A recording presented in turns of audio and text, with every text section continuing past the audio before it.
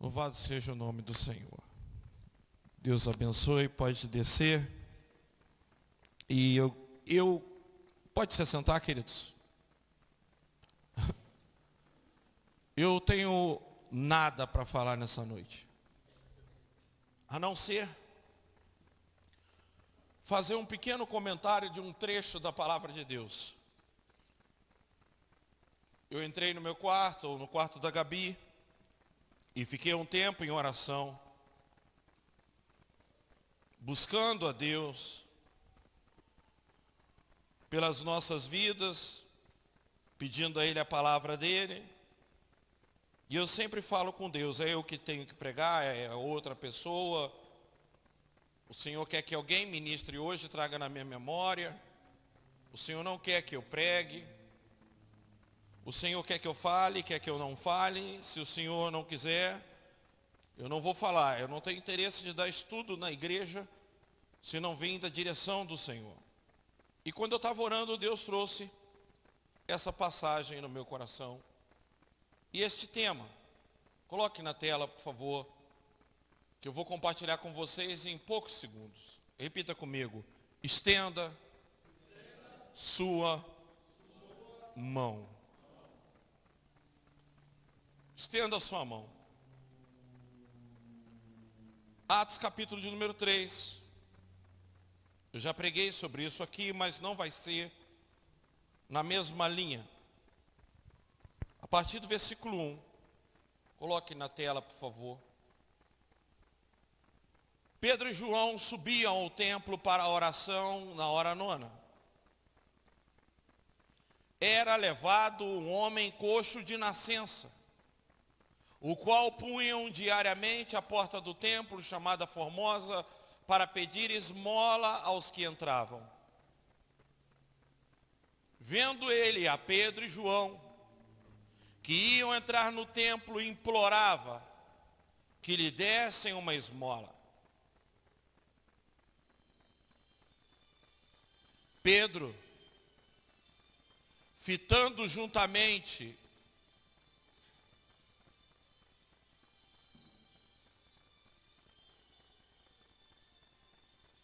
volta no versículo anterior, por favor.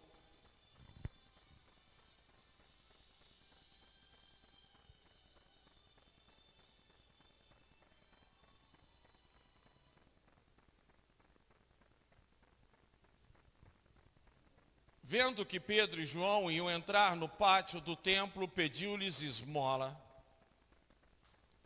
Pedro e João olhou bem para ele. Então Pedro disse: olhe para nós. Eu vou esperar os irmãos se assentar, porque a gente tem que detetizar algumas formigas no banco. Voltem, por favor, eu vou ler desde o versículo 1. Certo dia, Pedro e João estavam subindo ao templo na hora da oração, às 3 horas da tarde. Estavam sendo levados para a porta do templo, chamada Formosa, um aleijado de nascença que ali era colocado todos os dias para pedir esmola aos que estavam no templo. Vendo que Pedro e João iam entrar no pátio do templo, pediu-lhes esmola. Pedro e João olharam bem para ele, e então Pedro disse: olhe para nós. O homem olhou para eles com atenção, esperando receber deles alguma coisa. Disse Pedro: não tenho prata nem ouro, mas o que tenho, isto lhe dou. Em nome de Jesus Cristo, o Nazareno, ande. Repita comigo: segurando pela mão direita, ajudou a levantar-se, e imediatamente os pés, os tornozelos do homem ficaram firmes. Deixe nesse versículo aí, por favor.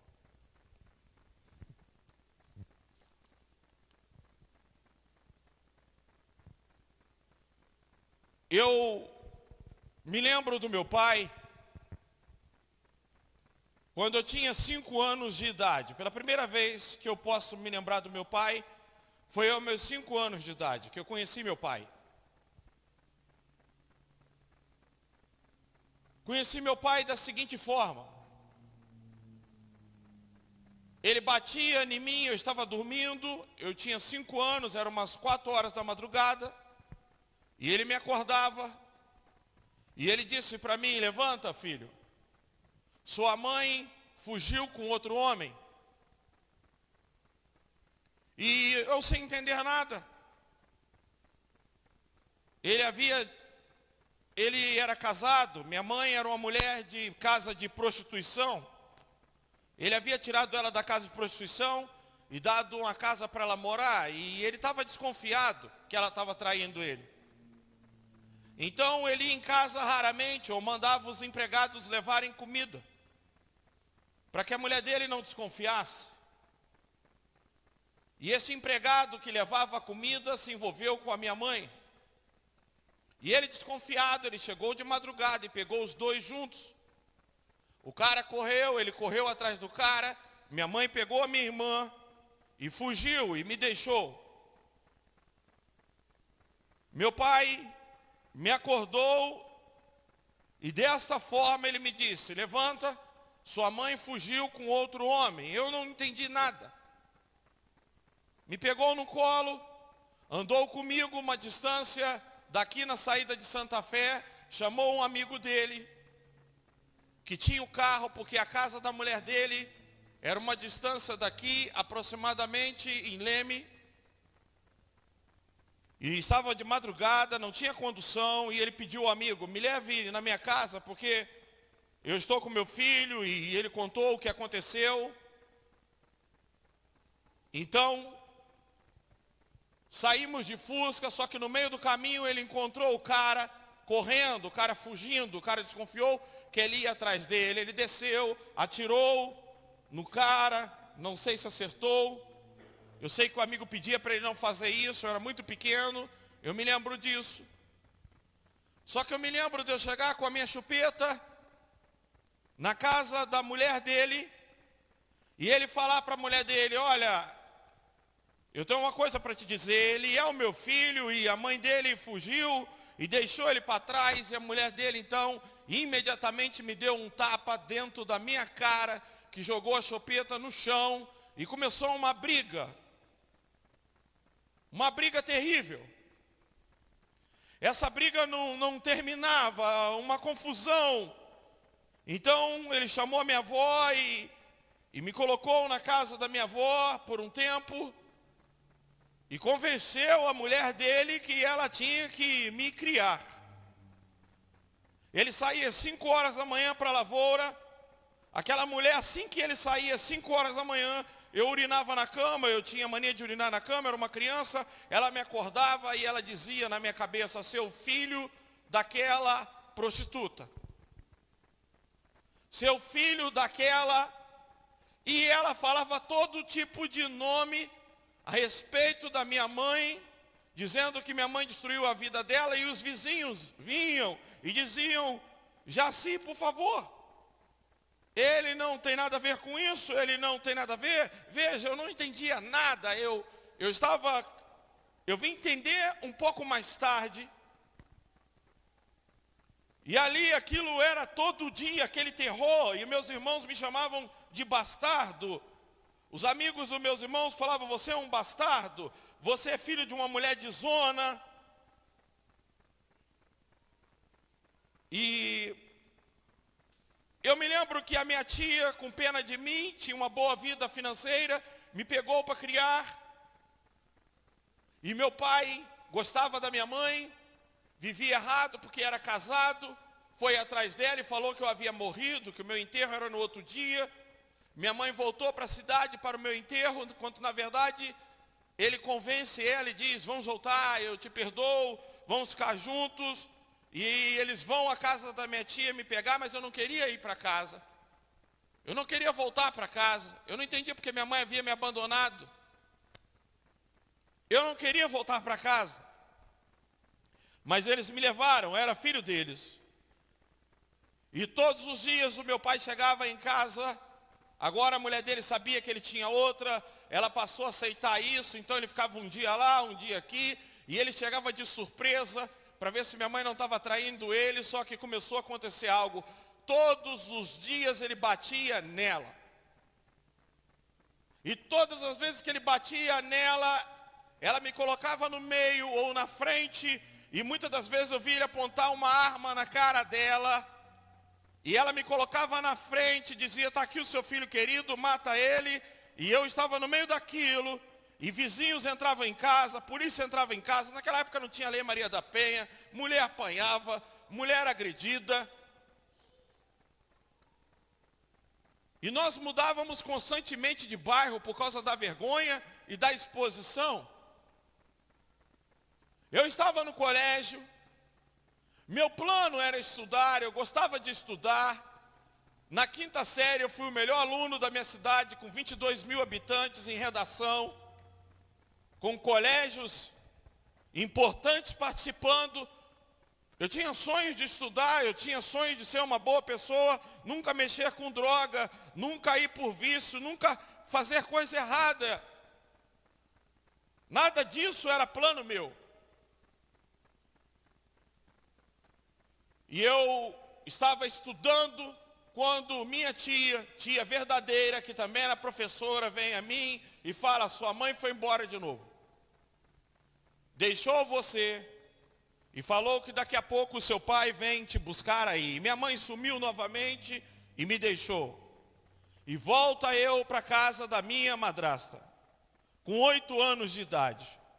E todo um processo começa de novo de injúria, de raiva, de palavrão. E minha mãe retorna de novo. Só que, naquele momento, uma coisa aconteceu.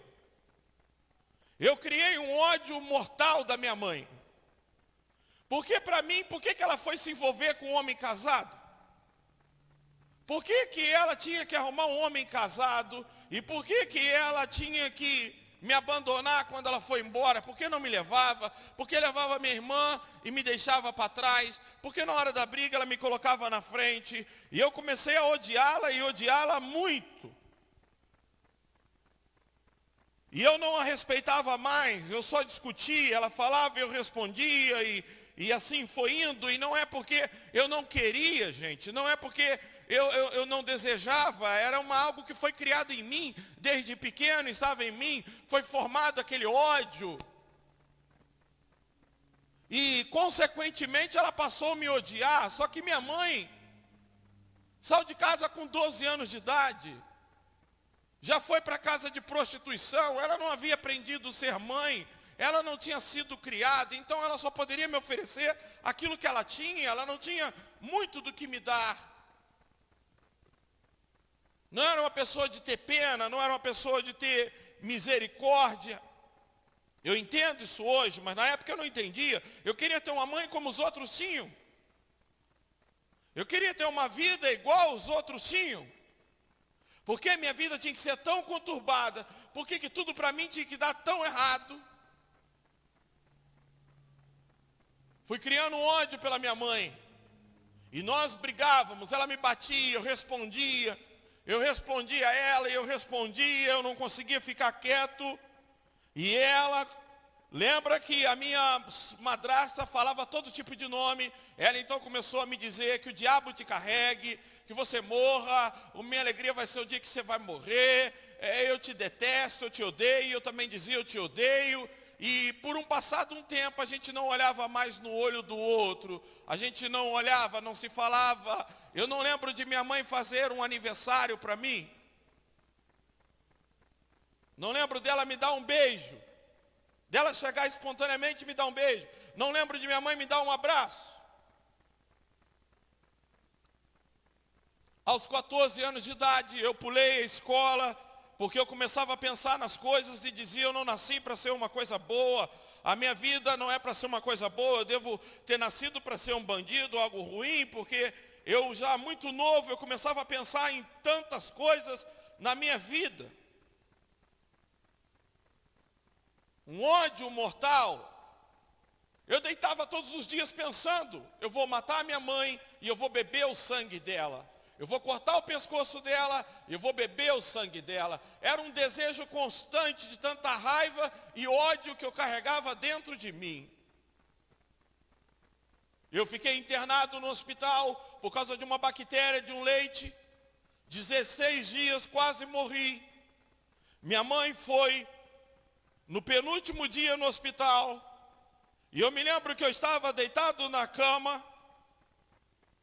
E ela chegou no meu ouvido, eu debilitado, e ela disse: estou aqui, porque não aguento mais os vizinhos me perguntar se eu vim ver você ou não vi. Então eu vim aqui de vergonha, mas eu quero te dizer que eu estou torcendo para você morrer nesse hospital e não sair vivo daí.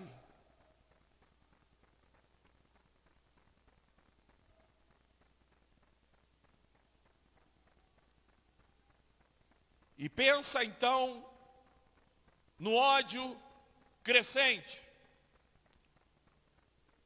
Um dia dentro de casa, nós começamos a discutir. Ela pegou uma faca, eu peguei uma faca e disse: você é minha mãe.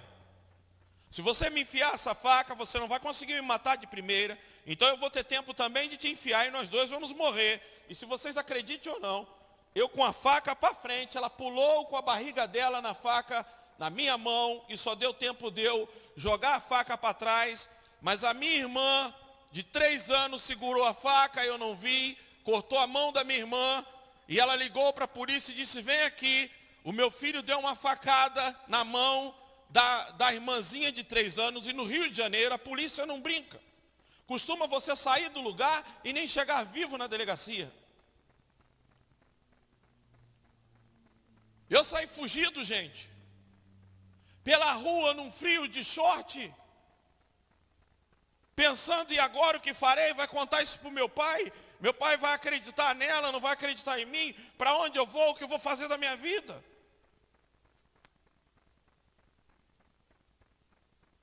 E eu então vi um cara dando dinheiro para os outros comprar droga. Ele tinha uma barraca de churros e ele deu dinheiro para os caras comprar drogas. E os caras falaram: nós não vamos voltar, nós vamos sair fora com o dinheiro. Ele vai ficar sem droga, não fica esperando não. E aquele cara ainda guardou um dinheiro na cintura. E eu com a faca que estava, fui atrás dele, roubar ele. E derrubei ele no chão, roubei ele. Só que quando comecei a correr, eu comecei a pensar: ele trabalhou, ele ganhou esse dinheiro, não é justo roubá-lo. Deixei o dinheiro no chão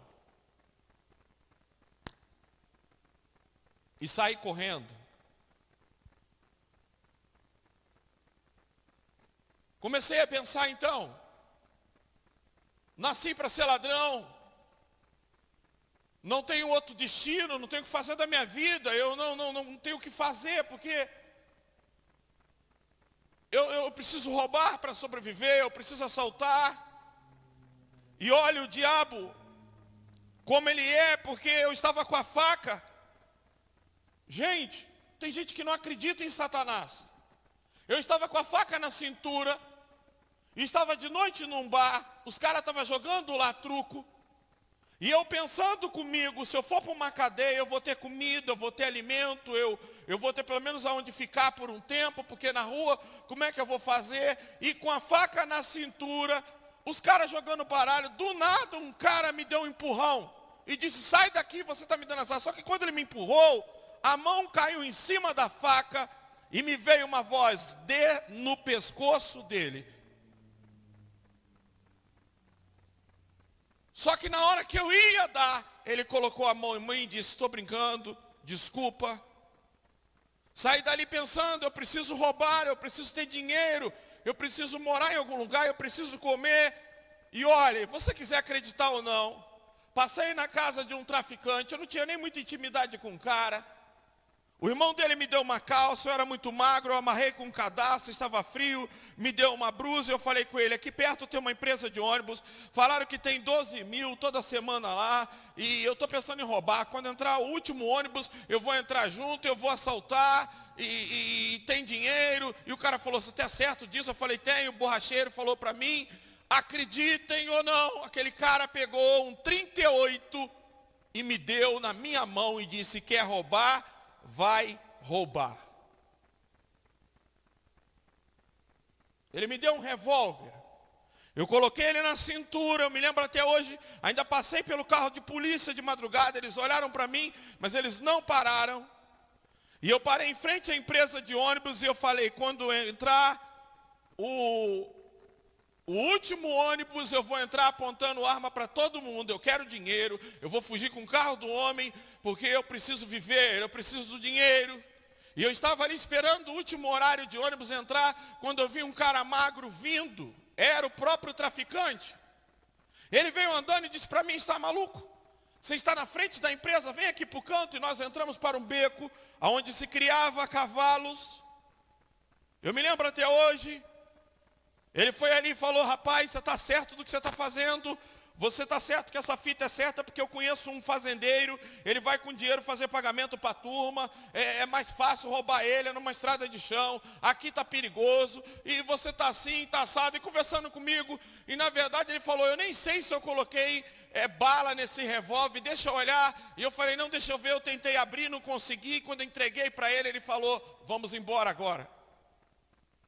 Eu estava te enrolando para te tomar esse revólver, isso não vai dar certo. Eu vim para te chamar para ir embora. Outro dia a gente rouba, mas isso não vai dar certo. Eu vim para buscar esse revólver.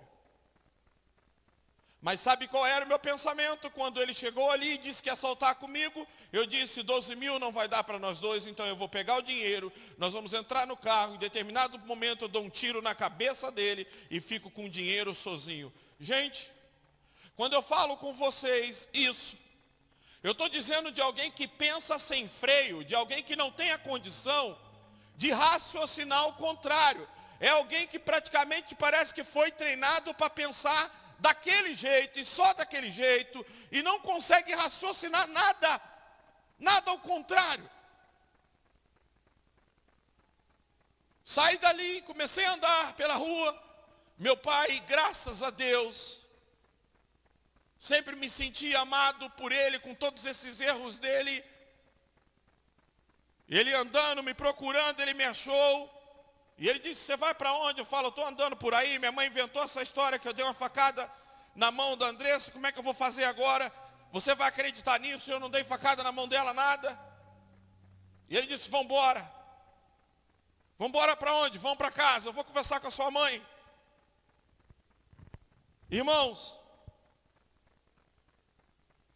minha mãe não me quis lá e eu fiquei uns dias na casa da minha avó.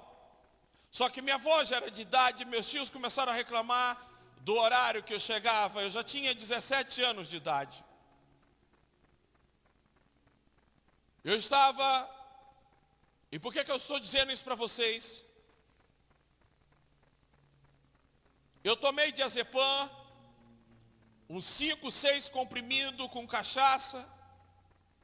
Eu tinha um vazio dentro da minha alma imenso. Um vazio, uma perspectiva de vida muito ruim. Para mim nada ia dar certo. E eu estava sentado na calçada. Sentado na calçada de casa. Eu estava como esse paralítico. Agora escute o que eu vou te dizer. Esse paralítico estava mendigando ouro e prata.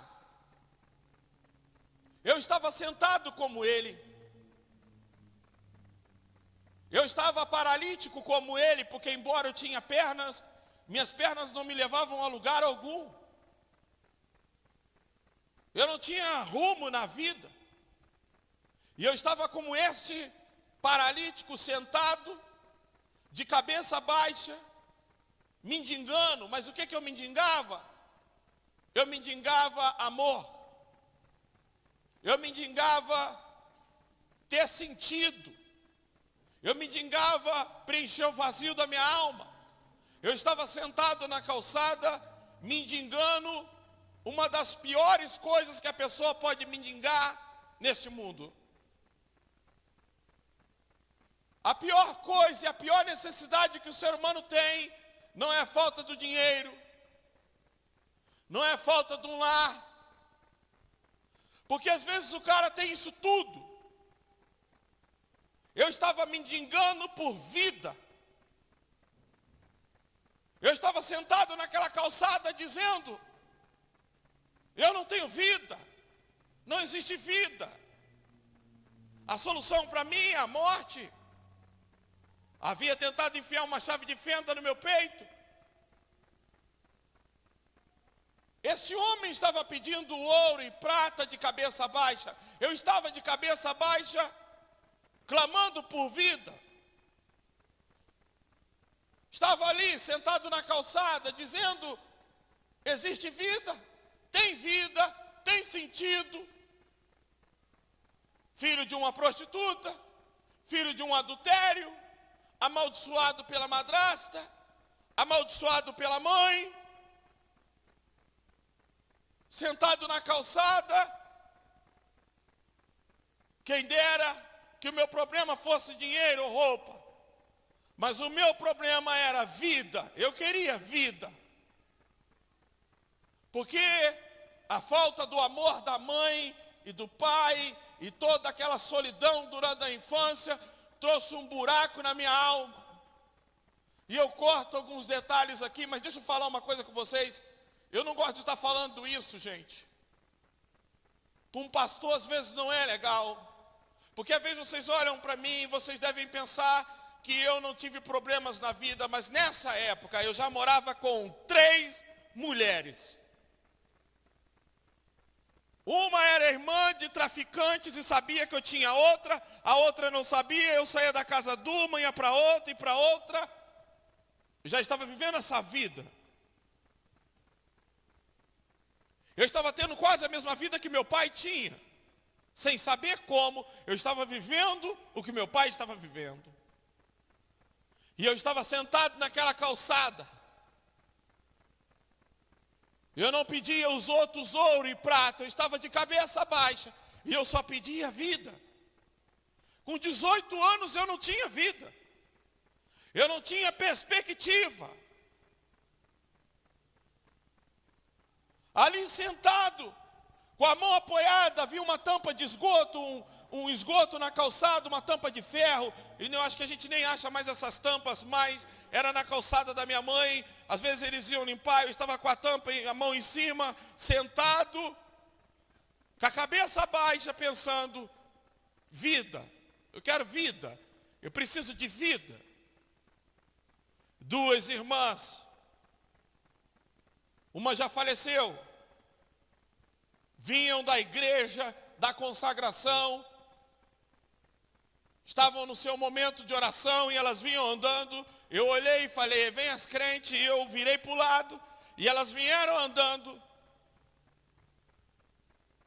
e elas pararam, e perguntaram, jovem, está tudo bem? E eu disse, não, está tudo ruim, está tudo mal,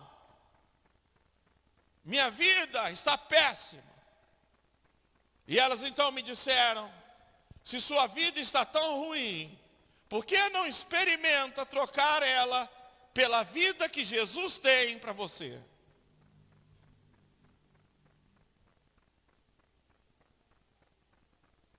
E elas estenderam a mão. Não estenderam a mão dessa forma,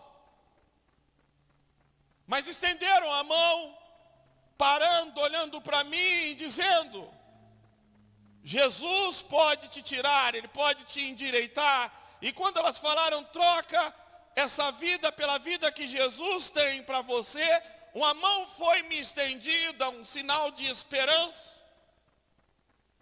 Eu me levantei e eu fui para a igreja.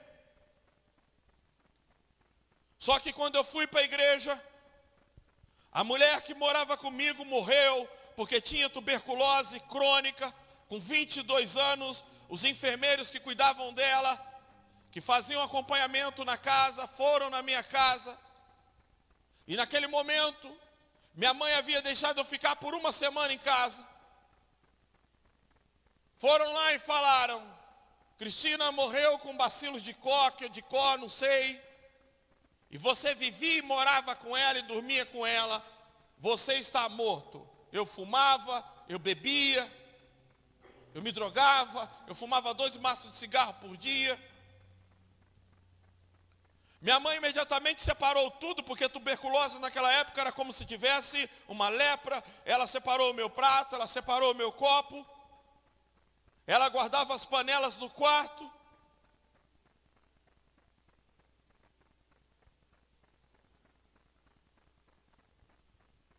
E eu fui para a igreja.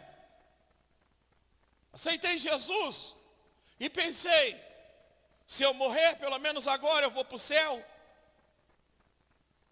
E daquilo de ficar uma semana, eu fui ficando mais um pouco, porque Deus estava trabalhando. Ela falava com meu pai, você falou só uma semana, mas ele está mais de uma semana. Meu pai, paciência, eu vou arrumar um lugar para ele. E ali eu fui ficando. E não pense você que eu não respondia a ela ainda. Ela falava, o ódio vinha e eu falava.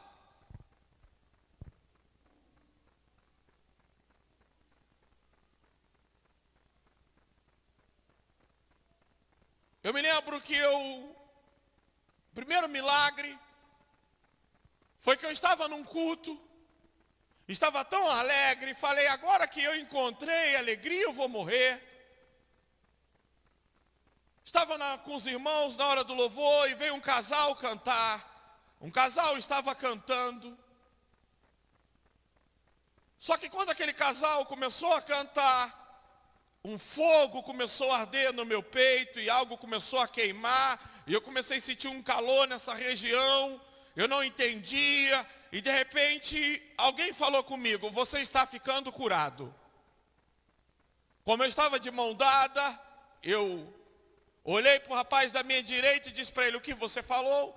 E ele disse, eu não falei nada. Eu olhei para o rapaz da esquerda e eu disse, o que você falou? Ele disse, eu não falei nada. Eu falei, não é possível. E eles disseram, o que aconteceu? Eles eram crentes. Eu disse, eu comecei a sentir um calor no peito. E uma voz falou comigo que eu estou curado. Eles disseram, então Deus falou com você, você tem algum problema? Eu disse, eu estou tuberculoso. Eles falaram, então o Senhor acabou de te curar. Eu cheguei em casa tão alegre, falei com a minha mãe, mãe, eu fui curado. E ela disse, eu não acredito enquanto você não fazer um exame de escarro. E eu fui e fiz o exame, lá em casa tinha um armário Itatiaia, daqueles antigos, aqueles pequenininhos, 2 portas, eu lembro até hoje, e 2 portinhas em cima, um negocinho no meio. Eu coloquei um exame fechado em cima e disse para ela, eu não vou abrir, porque eu tenho certeza que eu fui curado. E eu só sei que quando ela abriu aquele exame, voltou as panelas para o fogão, os copos para o lugar, e tudo começou a voltar, e eu comecei a comer e a beber, porque naquele exame disse, não tem nada.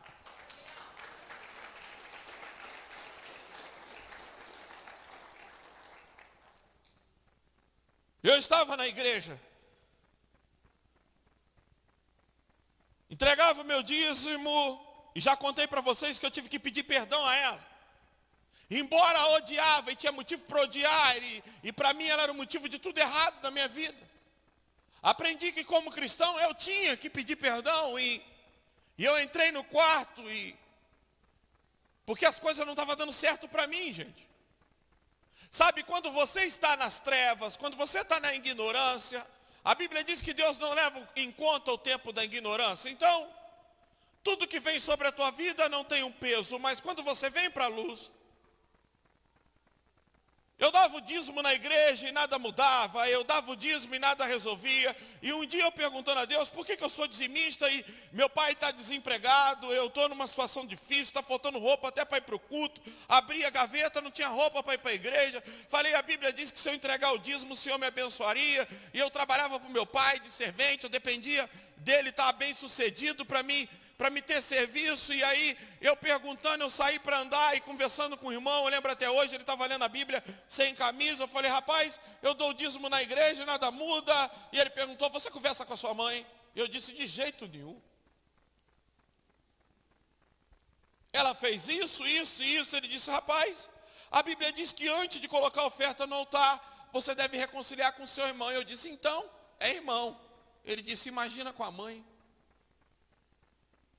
Eu saí dali numa luta tremenda. Meu desejo era sair da igreja, porque agora eu descobri que se eu não pedisse perdão à minha mãe, não adiantava eu ficar na igreja. Era perca de tempo. Eu saí numa luta tremenda comigo, brigando comigo, dizendo, não vou pedir, ela fez isso. E parece que na hora que Deus te dá uma ordem para você obedecer a Ele, queridos, a luta aumenta, porque eu comecei numa briga terrível comigo, ela fez isso, fez aquilo, e eu disse, mas se eu não pedir perdão, e eu havia falado com Deus que eu ia ficar 1 ano na igreja, se em 1 ano minha vida não mudasse, eu ia ser tudo de ruim que vocês imaginassem. Então eu entendi que eu teria que fazer a minha parte.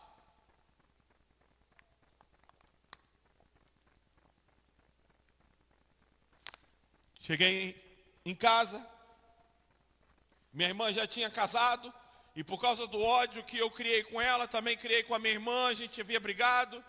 Minha irmã morava próximo. Claro, eu era novo convertido, acabei mentindo, não sabia que mentir era pecado. Pedi a minha irmã para chamar a minha outra irmã, dizendo que minha mãe estava chamando ela. Minha mãe estava dormindo e minha irmã entrou dentro do quarto e acordou. Minha mãe disse, o que está acontecendo? E nesse momento eu entrei. E o olhar da minha mãe era algo terrível. Havia muito ódio. Eu olhei para ela e disse, gente, eu estou indo para a igreja, eu não sei se eu vou conseguir ficar. Eu estou tentando acertar a minha vida. Mas eu descobri que se vocês não me perdoar, não vai adiantar nada. Eu preciso que vocês me perdoem para que minha vida mude. Minha irmã logo disse, te perdoo, saiu. Só que minha mãe disse, eu não te perdoo. Você fez isso. E eu então, naquele momento que ela disse que não me perdoava, eu senti um peso nas minhas costas. Na verdade, ele sempre existiu. Porque quando a gente está no mundo, a gente carrega fardos. A Bíblia diz, Jesus diz em Mateus 11, bota lá na tela, 11, 28, 29 e 30. Põe lá na tela, porque às vezes a gente não entende isso. Olha lá, venham a mim todos que estão cansados e sobrecarregados, e eu darei descanso a vocês. Tomem sobre vocês o meu jugo e aprendei de mim, pois sou manso e humilde de coração, e vocês encontrarão descanso para as suas almas, porque o meu jugo é suave e o meu fardo é leve. Todos nós carregamos fora de Cristo um jugo muito pesado. É porque nós estamos tão acostumados ao sofrimento que nós não nos damos conta dele. Mas quando ela disse, eu não te perdoo, eu senti um peso terrível sobre a minha vida. Aí eu senti realmente que o amor de mãe fazia falta, que a palavra de mãe fazia falta, que a bênção da mãe fazia falta. Por isso temos aqui todas as segunda-feiras mãe de joelhos e filhos de pé, mãe que oram pelos filhos. E fui para o quarto pensando, e agora, meu Deus? Ela não me perdoou, eu não vou prosperar, nada vai mudar na minha vida. E de repente ela me chama quando eu estou me arrumando para o culto, porque na nossa igreja tinha culto todo dia, de terça a domingo, e eu ia todo dia. Fernanda está aqui, ela é testemunha. Eu estou me arrumando para ir para o culto. Ela me chama na sala. E sem olhar para mim direito, ela disse, eu te perdoo. Mas eu só volto a conversar com você quando você casar e sair dessa casa. Quando ela falou, eu te perdoo, eu senti uma carga pesada sair dos meus ombros. Eu senti um alívio, veio logo na minha cabeça, a partir de hoje eu não respondo mais ela, porque eu não quero mais ficar nessa condição de estar errado e ter que pedir perdão de novo, porque eu sabia o peso que era estar amaldiçoado pela mãe, e com mágoa com a mãe. Então ela falava, às vezes me dava uma raiva, mas eu quietinho, eu falava assim, está repreendido Satanás. Eu não falava alto, eu falava, de repente ela falava de lá, tem diabo aqui não. E eu dizia, como é que pode? Ela nem ouviu falar, o que está acontecendo? Numa quarta-feira, o pastor disse, você que tem um parente que não é cristão, minha mãe fumava 2 maços de derby, bebia 10 cervejas por dia, viciado em jogo de bicho, e traía o meu pai constantemente. Ele disse, vire a mão para a tua casa e ora pela salvação dos seus parentes. Eu virei a mão, mas eu nunca poderia imaginar que Deus salvaria minha mãe, nem nos meus melhores pensamentos. Eu lembro que eu levantei a mão para o meu lar e eu só pedi, Senhor, que a gente não discuta mais, que tenha paz dentro de casa, só isso, que ela não brigue mais comigo. Põe fim naquelas brigas lá em casa, sem contar que depois que eu pedi o perdão a ela, o meu pai conseguiu uma obra muito grande no Rio de Janeiro e o meu salário triplicou depois disso. Eu pulei essa parte, mas deixa isso para lá. Uma hora eu dou destaque a isso, hoje não é para dar destaque a isso. Eu orando, põe paz, Senhor, para que eu e ela não discuta mais. E fui para casa. Quando eu cheguei em casa, minha irmã Andressa tinha uns 2 anos, nunca foi na igreja, nem sabia o que era Deus. Chegou em mim e disse assim, você está pensando que você, aquele pastor, vai expulsar nós daqui? Nós somos 4 aqui dentro, nem você e nem aquele pastor tira a gente daqui. E eu falei, o que é isso? Voltei correndo na igreja e falei, pastor, quando eu cheguei em casa, minha irmã veio até a mim e falou isso, o que é isso? Ele falou, isso são os demônios. Falei, que demônios? São eles que estão causando briga na sua casa, está atazanando a sua família. Falei, como assim? É eles que colocam raiva na sua mãe contra você, que está fazendo essa arruaça na sua vida desde pequeno. E eu disse, então minha mãe não me odeia? Ele disse, não, ela não te odeia, é esses demônios que fazem essas brigas acontecer. E sabe por que eu estou contando isso? Eu estou contando porque logo essa noite, eu tive uma visão. Eu tive uma visão que eu entrava numa casa, e olha que fazia tempo que eu não tinha isso. Entrava numa casa e a casa estava pesada, havia um demônio mirim, eu era uma criança, e havia uma moça possessa, e eu entrava ali, eu sentia uma presença maligna muito forte, eu conseguia expulsar aquele demônio pequeno, mas ainda ficava uma moça, só que essa moça era protegida por parentes, pessoas vinham e protegiam ela todo o tempo, para ela não aceitar Jesus, pessoas a distraíam, e eu senti o peso muito, só lembro disso, um ambiente muito pesado dentro de uma casa. E eu disse, o que eu tenho que fazer, pastor? Ele disse, você ore e jejue pela sua mãe, e peça a Deus para que esses demônios saiam da sua casa. Como eu faço isso? Ele disse, ore, escolhe um horário para você orar, e jejue pela libertação da sua mãe. E ali eu comecei pelas madrugadas, às 3 horas da madrugada, orando, Senhor, salva minha mãe, Senhor, salva minha mãe, liberta ela, salva minha mãe. E algumas coisas começaram a acontecer. Minha mãe acendia a vela para as almas, e colocava água também, eu não sei porquê. Mas ela enchia um copo d'água, que dizia que é para as almas, e acendia uma vela. Eu ia lá, apagava a vela, entornava a água. Ela falava, olha, não mexe nisso porque é para a alma. Eu falei, mãe, faz sua parte aí e deixa que eu faça a minha, porque a alma não precisa de luz. Quem se morreu foi para o céu, está no inferno e nem bebe água. Comecei a ter uma certa ousadia dentro de casa, coisa que eu não tinha. Comecei a ter uma certa autoridade dentro de casa, porque Deus vai restaurando a sua autoridade. Sabe, coisa que eu jamais poderia fazer, ela me botava na rua, mas agora eu fazia e ela não me botava mais na rua. Aí o meu pai tinha uma cidinha lá, aquela cidinha com a cruz na testa que ele comprou em Aparecida, aquilo ficava jogado lá em casa, ninguém nunca ligava para aquilo. Eu lembro quando eu ia dormir, eu virava para o meu lado, minha irmã esperava dormir e virava para o lado dela. Ficava uma briga para quem aquela santa protegia ali, ninguém ligava para aquilo. Aquilo tinha hora que estava no chão, tinha hora que estava num lugar.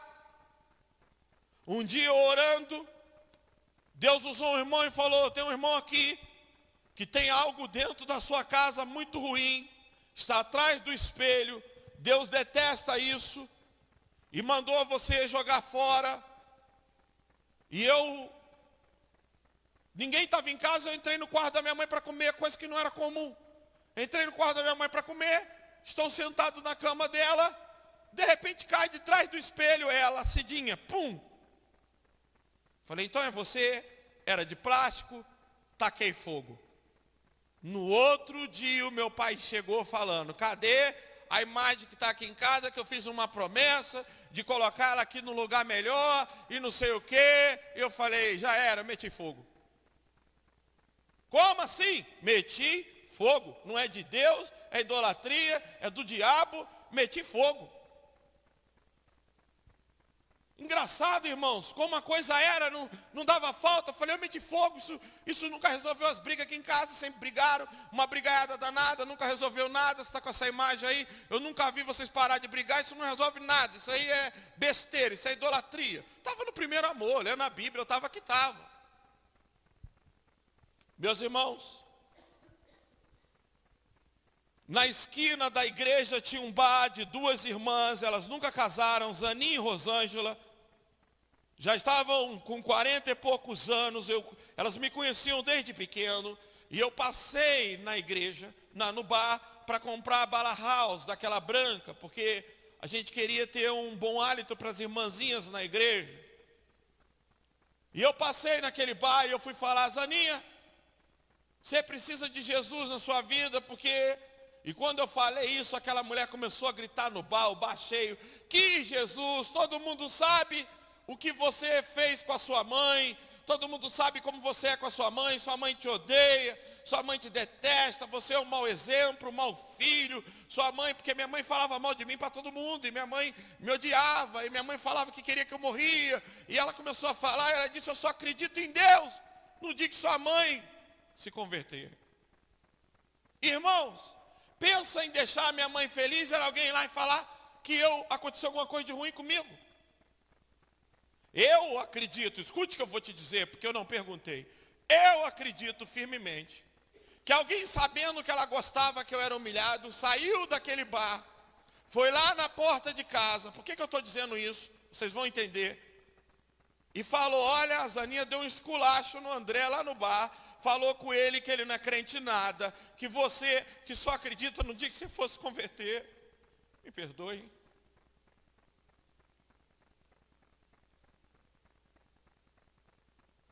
Só que aqueles demônios já estavam perdendo a força. Estavam se enfraquecendo. Eles não conseguiam mais bloquear o amor de mãe.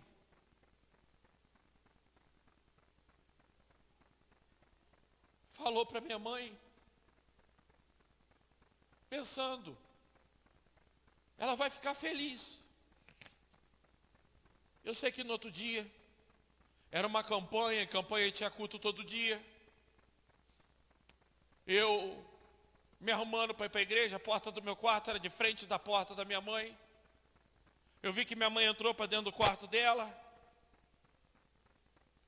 E eu estou me arrumando, quando eu abri a porta do meu quarto, minha mãe abriu a porta do quarto dela, saia, um salto alto, uma camisa preta, bonita, porque minha mãe sempre foi bonita, olhou no meu olho e disse, a partir de hoje, você não vai mais para a igreja sozinho, eu vou com você.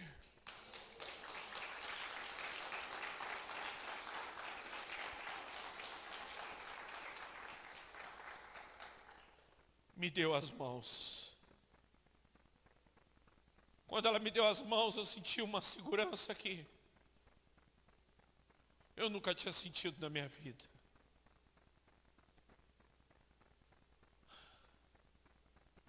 Saiu de mão dada comigo, eu tinha 18 anos. E ela parou na frente daquele bar.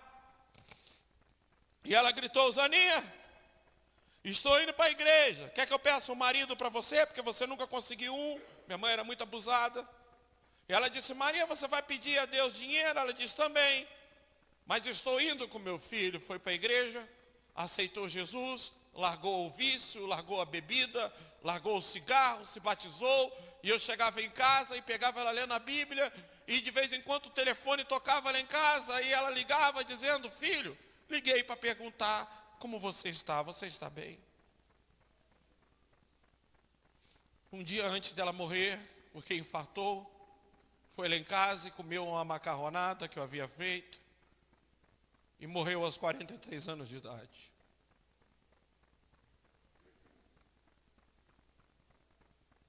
Irmãos,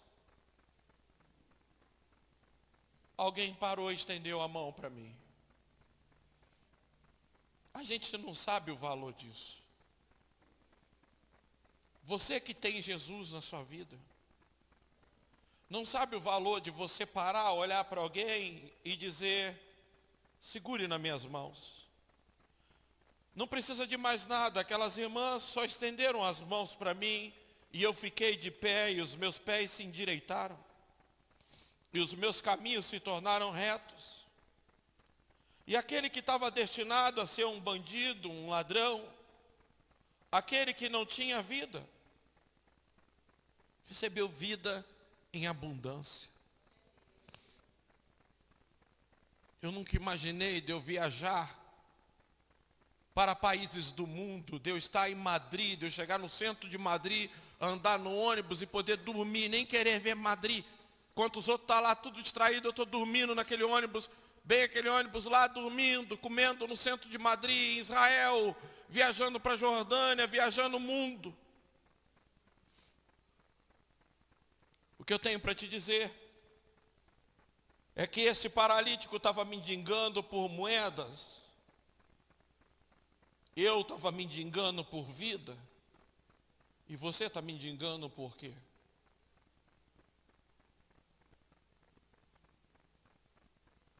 Por mais amor? Está mendigando por carinho? Eu não estava pedindo nem ouro e nem prata. Eu só dizia: eu quero vida. Eu preciso de vida. Eu fumava porque eu queria preencher o vazio da minha alma. Eu usava droga porque eu queria preencher o vazio da minha alma. Eu cantava, irmãos, eu cantava funk, eu era funkeiro. Eu dançava funk. Isso para mais de 1000 pessoas no Rio de Janeiro. E o vazio da minha alma. Fernanda é testemunha. Nós começamos a namorar. E no dia da nossa lua de mel, eu coloquei um pouco de expectativas nela, porque eu queria casar e para mim era um sonho, porque meu pai era adúltero e eu pensava: eu não vou conseguir casar e ter família, porque o ambiente que eu fui criado me dava insegurança para certas coisas. Como é que eu poderia casar e ser fiel a uma esposa? Eu pensava: eu não vou conseguir, porque o meu pai falou para mim: eu nunca queria que você fosse crente, queria que você fosse mulherengo igual eu e ter muitas mulheres. Meu pai frequentava prostíbulos toda semana. Então eu tinha medo. Como é que eu achava que eu ia conseguir dar uma vida segura a uma esposa ou manter um casamento só, se eu fui criado num ambiente de traição? Então eu era inseguro, mas eu estava ali, botando uma expectativa. Casamos, fomos para a lua de mel. Tivemos o nosso relacionamento e eu fui para o banheiro e eu chorava compulsivamente. Fernanda batia na porta e dizia: o que está acontecendo? E eu chorava e chorava. Abri a porta e falei: não é nada com você. Ela disse: o que é? Eu disse: eu descobri que você não pode preencher o vazio da minha alma. Todas as vezes que nós colocamos a expectativa em alguém, nós vamos morrer. A Bíblia fala de uma mulher, João capítulo 4, coloque por favor, a partir do versículo 8, que estava assim, botando expectativa. Os seus discípulos tinham ido à cidade comprar comida. A mulher samaritana lhe perguntou: como o Senhor, sendo judeu, me pede a uma samaritana água para beber? Pois os judeus não se dão bem com os samaritanos. Jesus respondeu: se você conhecer o dom de Deus, e quem está te pedindo água, você lhe teria pedido e dele receberia água viva. Disse a mulher: o Senhor não tem com que tirar água, e o poço é fundo, onde pode conseguir essa água viva? Acaso o Senhor é maior do que o nosso pai Jacó, que nos deu o poço, do qual ele mesmo bebeu, bem como seus filhos e seu gado? Jesus respondeu: quem beber dessa água terá sede outra vez. Mas aquele que beber da água que eu lhe der nunca mais terá sede. Ao contrário, a água que eu lhe der se tornará nele uma fonte de água e jornará para a vida eterna. A mulher lhe disse: Senhor, dê-me desta água para que eu não tenha mais sede, nem precise voltar aqui para tirar água. Ele lhe disse: vai, chame o seu marido e volte. Não tenho marido, respondeu ela. Disse-lhe Jesus: você falou corretamente dizendo que não tenho marido. O fato é que você já teve 5. E o homem com quem agora vive não é seu marido. O que você acabou de dizer é verdade. Veja. A mulher tinha colocado a expectativa em relacionamento. Eu não estou dizendo que o relacionamento não é útil. Eu estou dizendo que Jesus preenche, que Jesus ele torna tudo preenchido, tudo sem ele é vazio, é sem sentido. E o filho de um adultério, o menino amaldiçoado, o menino que a madrasta dizia, filho daquela, filho daquilo, o menino que tinha tudo para dar errado, completa 23 anos de casado. Até aqui, Deus me ajudou de nunca ter traído a minha esposa.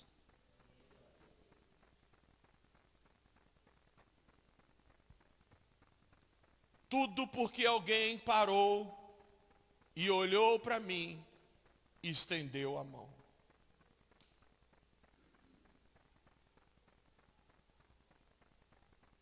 Volte o versículo, por favor.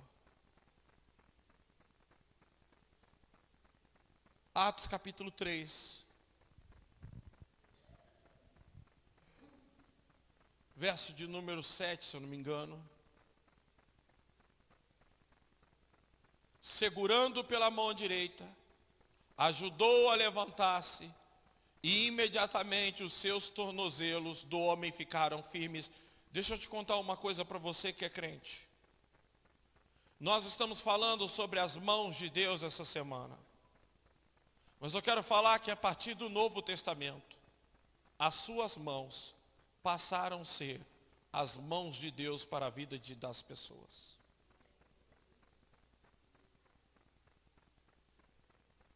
Ele disse: porão as mãos sobre os enfermos e eles serão curados. Na segunda-feira, Fernanda chegou em casa. Agora é mãe de joelhos, filhos e maridos de pé. E ela então me ungiu, mal ela sabe o bem que ela me fez quando ela colocou o azeite na minha testa.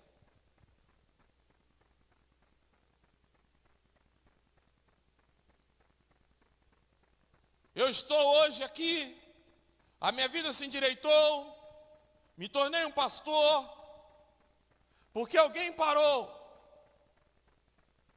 e estendeu a mão para mim. Sabe, irmãos, às vezes a gente pensa que precisa fazer muito, mas a gente só precisa estender a mão para alguém e dizer: vem, levanta, e deixar que Deus faça o resto. Se você estender a mão, Deus fará o restante.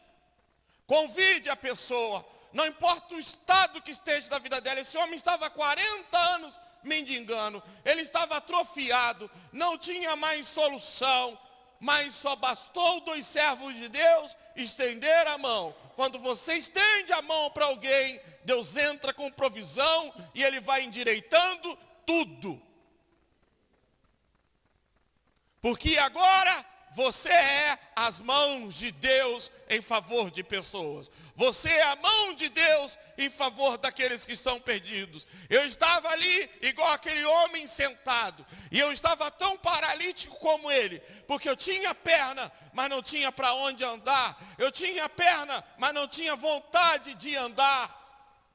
E eu estava mendigando. E eu estava mendigando a pior coisa. Eu não estava mendigando dinheiro, eu estava mendigando vida.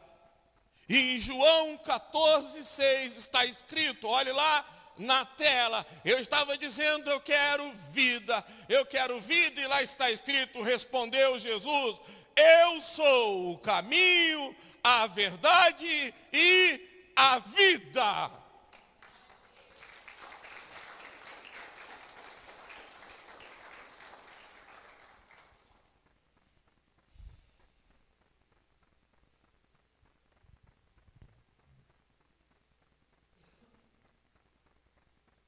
Quando você para e olha para alguém, independente, irmãos, de como está o estado da vida da pessoa, ela pode contar para você e você pensar, meu Deus, quanta desgraça. Mas estende, porque Deus te deu um poder de resgatar. Deus colocou nas tuas mãos. E quando você estende a mão para alguém, o diabo entende. Está chegando o meu fim. Porque essa mão estendida é o favor de Deus já começando na vida dessa pessoa.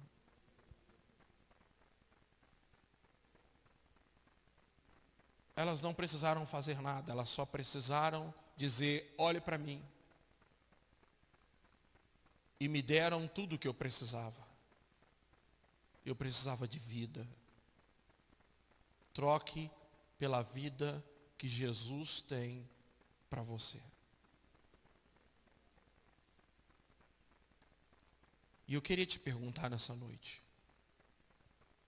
O que mais o seu ser clama? Aonde mais você se sente miserável na sua vida? Aonde mais você se sente miserável, mendigando, aonde você tem que estar implorando, me dê isso, me dê isso, me dê isso. O mesmo Jesus que me levantou vai levantar você. Precisou de alguém, precisou de duas pessoas pararem e estender as mãos para mim. Por quê? Porque eu não poderia me levantar daquele lugar sozinho. Elas não me levantaram com a mão, bastou elas falarem. E ao me levantar, os meus pés começaram a se acertar e o meu caminho começou a se tornar certo. E até hoje, o meu caminho anda em retidão. Isso fazem 24 anos.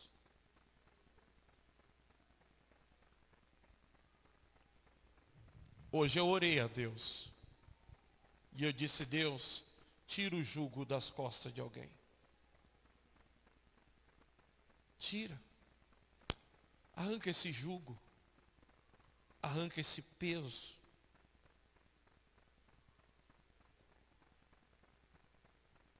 Tira, Senhor. Fazia muito tempo que eu não contava aqui o meu testemunho. Eu nem lembro a última vez. Às vezes eu falo, em alguns momentos, algumas coisas. Mas eu não sou pastor porque me formei em uma faculdade. Eu não creio em Jesus porque estudei. Eu sou experiência viva do poder de Deus. De alguém que era para dar errado. Mas Ele me tomou pelas mãos e endireitou os meus pés.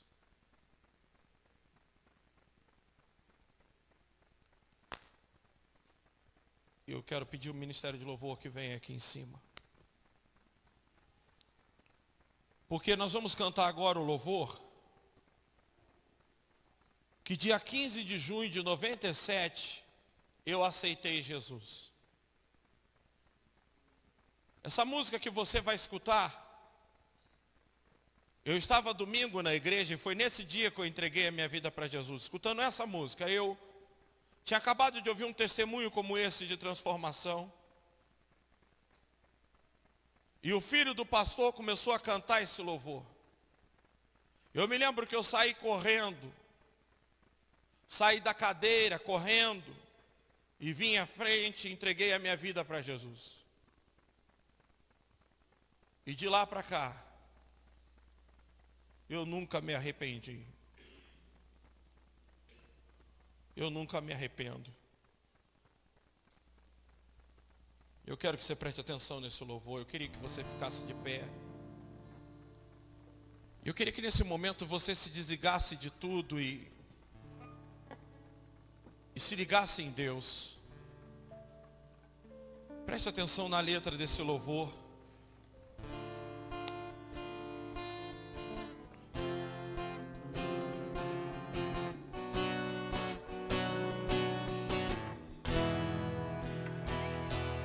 Bate no peito, meio sem jeito,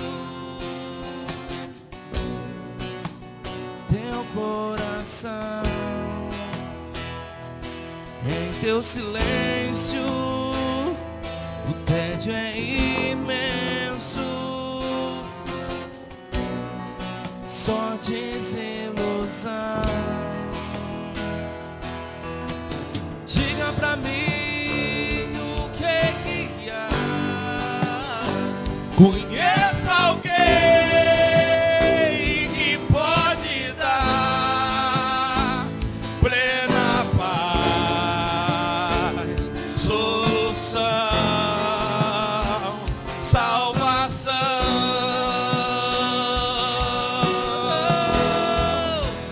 Não há trevas que ele não possa dissipar, nem tempestades que ele não possa acalmar, nem barreiras que possam conter seu amor.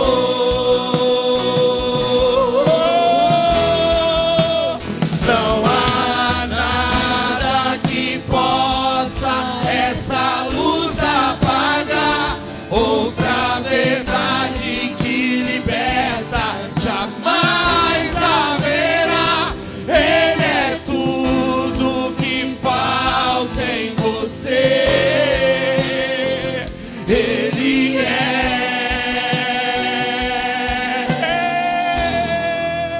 Jesus.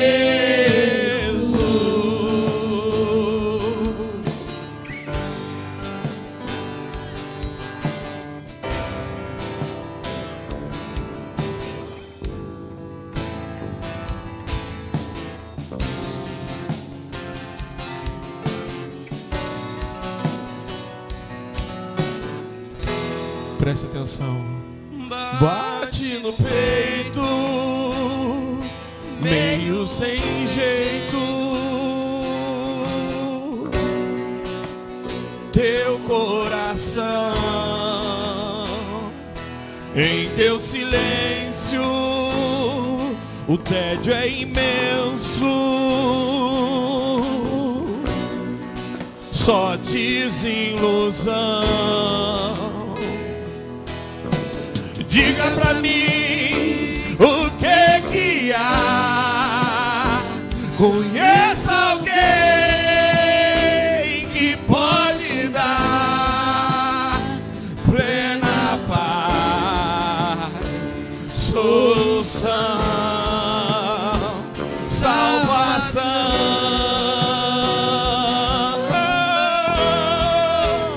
Não há trevas que ele não possa dissipar, nem tempestades que ele não possa acalmar, nem barreiras que possam conter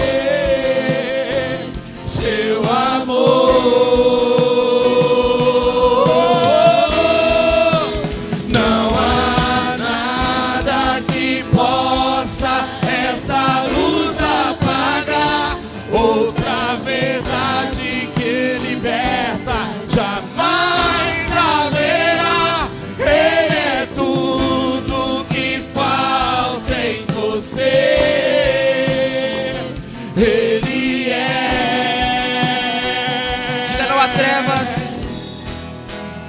Não há trevas que ele não possa dissipar, nem tempestades que ele não possa acalmar, nem barreiras que possam conter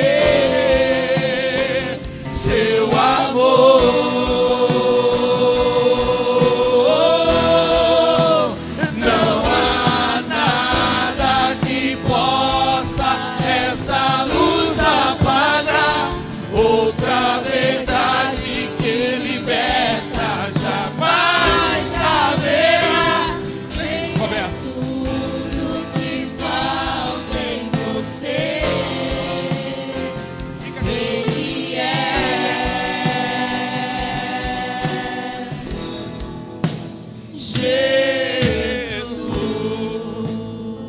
Os irmãos vão estar aqui na frente. Enquanto o Ministério do Louvor continua extolando esse louvor, como Pedro e João, eles estão aqui para receber você. Só um instrumento toca? Só tem um só? Continue tocando um pouquinho. Estão aqui para receber você. Estão aqui para orar por você. Estão aqui para declarar que os seus pés serão endireitados a partir dessa noite. Você pode chegar aqui e dizer no ouvido dele: o que eu preciso é isso. O que eu tenho falta é isso. O que está faltando na minha vida é isso. Eu estou necessitado disso. Talvez ele ore e te ofereça o que você precisa. Talvez ele não te dê o que você precise, mas ele te dá o que você necessita. Ter o que necessitamos é melhor do que o que precisamos, porque o que precisamos logo acaba, mas o que necessitamos permanece e supre as nossas necessidades. Esse louvor diz, sabe, quando dizia ele é tudo que falta em você, ele é Jesus. Não há trevas que ele não possa dissipar. Outra verdade que liberte jamais haverá. Então nessa noite, talvez você precise dessa oração, dessa mão que estende para você, e ore em favor da sua vida. Eles vão estar aqui enquanto nós cantamos. E você pode sair do seu lugar e fazer isso. Bate no peito. Bate no peito, meio sem jeito. Teu coração, em teu silêncio, o tédio é imenso. Só desilusão. Diga pra mim o que há. Conheça alguém que pode dar plena paz, solução, salvação.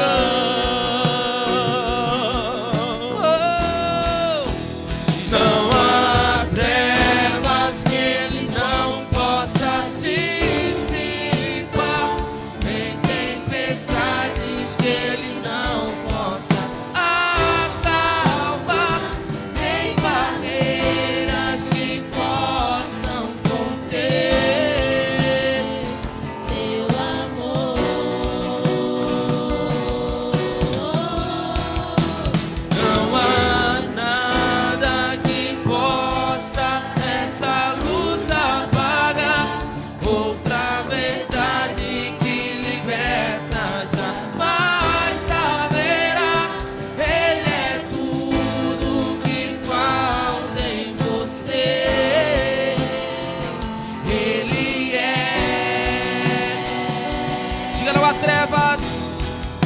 e não há trevas que ele não possa dissipar, nem tempestades que ele não possa acalmar, nem barreiras que possam conter teu amor.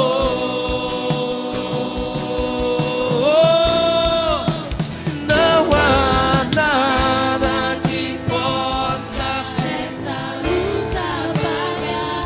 outra verdade que liberta jamais haverá. Ele é tudo que falta em você. Ele é.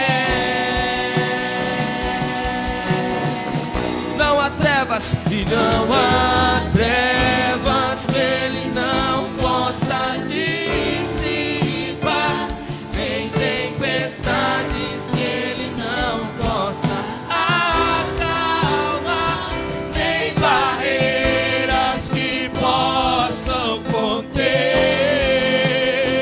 seu amor.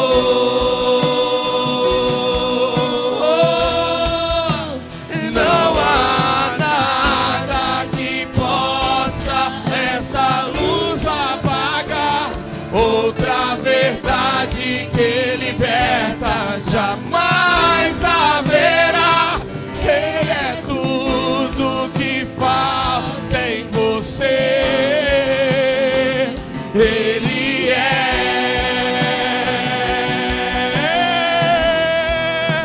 Jesus.